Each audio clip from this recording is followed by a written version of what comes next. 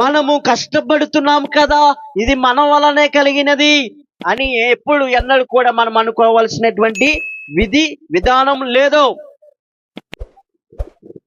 నా కష్టం వల్లనే కష్టపడుతున్నా, నా సంపాదన నేను సంపాదించుకుంటున్నా, నా బలం వలన నేను సంపాదించుకుంటున్నా, నా ఆలోచనల వల్ల నేను ఆలోచించగలుగుతున్నా, నా మనసు నడిపించిన విధానం బట్టి నేను నడిపించబడుతున్నా.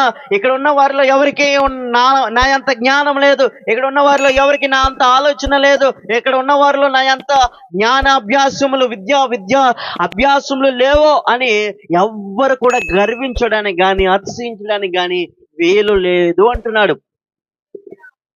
ఎవరు? జ్ఞాని అయినటువంటి సొలొమోను. సూర్యుని కింద మానవుడు పడే ప్రతి ప్రయాస వ్యర్థమే. మనం ఎంత ప్రయాస పడినా కానీ ఈ ప్రయాస ఒకనొక దినాన ఏమైపోతుంది అంటే వ్యర్థమైపోతుంది.